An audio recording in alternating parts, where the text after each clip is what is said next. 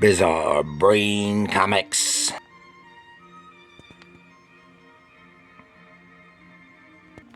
Yeehaw, partners! Howdy, howdy, howdy. This here's the Trigger Kid for Bizarre Brain Comics, and I'm here to tell you tales of the Wild West that never was.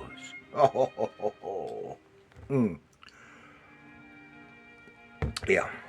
Well, we're still in the month of June, and so having a little touch on June on the Range.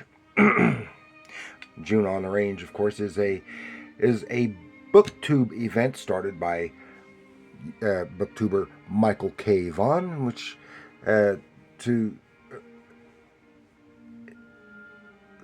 this involves reading Western stories. Of course, that's intended for regular books. Well, I like to delve into a little bit of the comic book stuff with that. So, did that for my live stream, and now I got this other little one right here.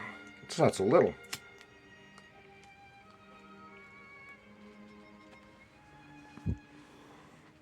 But this is from 1978. The Jonah Hex Spectacular. It was a 68-page, $1 comic. It's 68 pages, all new stories, and no ads. Yeah, that's a lot of stuff. It has this very dynamic cover by Jose Luis Garcia Lopez, featuring, of course, our titular hero Jonah Hex with Batlash and Scalp Hunter. Ooh, I couldn't think of his name. So, but and they're all in their separate stories. I'm only going to talk about the Jonah Hex story because it is a fairly long one. And this is one of my favorite Jonah Hex stories, and it is sad, and it has some twists in it that makes it so it's a kind of story that could have been in also in House of Mystery or something like that. So the story is written by Michael Fleicher with some really magnificent art by Russ Heath. Of course, Russ Heath is best known for his years doing Sergeant Rock. But here he's doing Jonah Hex, and it shows that he is just as good at doing the westerns as he is doing the war stuff. And it's some marvelous stuff. And this is at the time when Jonah Hex was having his own title and stuff was going on. But this one is a story that takes place at the end of Jonah Hex's life, and so it has absolutely nothing to do with whatever storyline was going on normally in the title, and of course, several years later they had a short-lived title of just called Hex, in which Jonah Hex was propelled to some alternate future, dystopian future, Mad Max type thing, and it was there for a while, but has been retconned out of existence. But I want to find some of those issues and cover them, because I was disappointed in it myself and didn't follow it very long. But anyway, here we have Jonah Hex was the last bounty hunter, and of course the inside cover doesn't even have any ads in there. Have the inside and the back side and the and inside front and inside back cover make a poster illustration. That's kind of neat. There we go. This takes place in 1891, I think. No. It says somewhere in here, but it's Jonah Hex is old. He's about 67 or so. He's old, and he's getting old and slower, and wears glasses.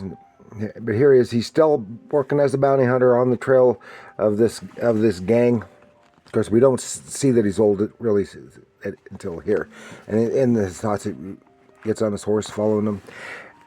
Outlaws making a camp they're trying to set up a bushwhack on Jonah. Well, he sets up his own bushwhack on them. Takes them out, bluey, in their camp,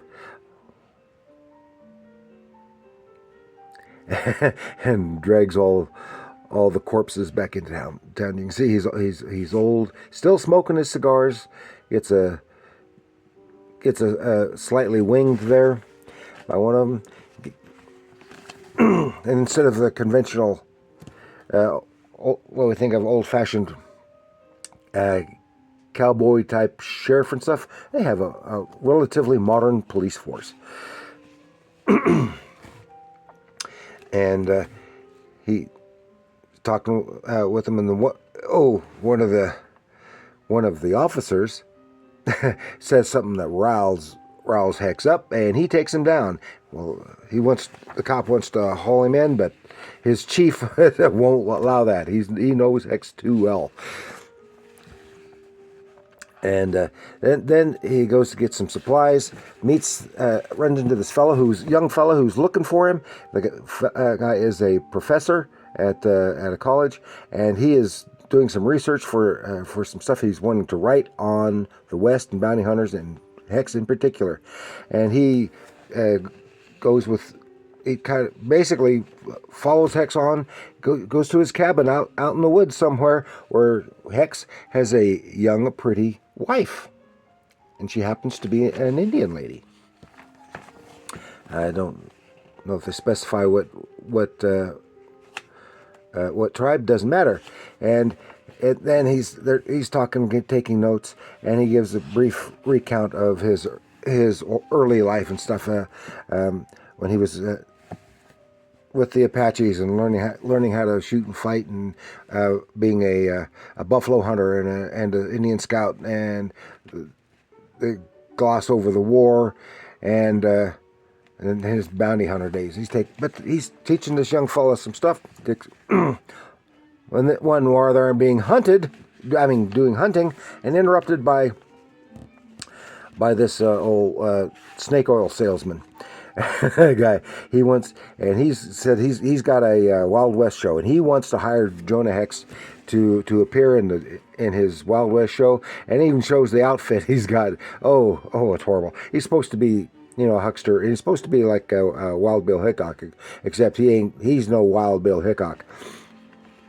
And he's slightly insulting regarding Hex's wife, and he sends them packing on their way. Sometime later, they get back, find out that his wife has been kidnapped by the last remainder of the other part of that gang that he'd already wiped out.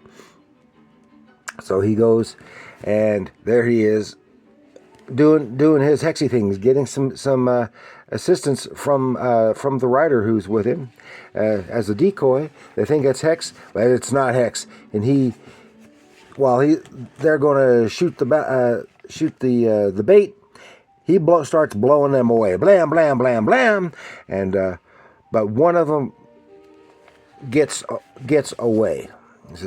And Hex is blaming all these old eyes. I can't see as well as I used to. So he gets the other bodies. Well, the one who got away is over there, and he's swearing vengeance. Then they're back in the town. This must be and it is to see someone with with one of the early motor cars, and the guy offers to give Hex a ride in the car. So, he's not interested in getting a ride in that thing, but the young fella is. So while he's out taking a little spin in the car, Hex goes into the saloon. He gets him a drink, and gets into a poker game. When one of the players leaves the seat open, he takes it up. Well, he's got to clean his glasses. He can't see. That's when that crook who got away before comes busting in with a shotgun, slams Hex right in the head. to stun him in point-blank range. Kablooey with a shotgun. The police getting a phone call. See? Time telephones. And the guy comes up, steps out, said, "Yeehaw, I did it. I killed Jonah Hex." Well, the chief of police is right there. Kablooey blows him away. Now, Hex is laying there, and he's dying right in his young friend's arms. And he picks him up and takes him back. Sees how the young kids are unthinking, trying to scavenge little souvenirs and stuff. Takes him back to his wife while they're deciding they're going to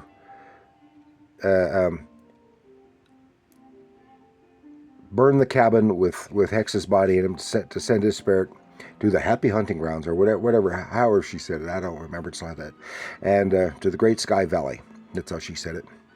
Meanwhile, that huckster who had interrupted them before, who wanted Hex to work for him, they bust in, blast the young fella, and then beat the crap out of the young lady. They let the place burn, and they take Hex's corpse. He said, I'm going to get some use out of him.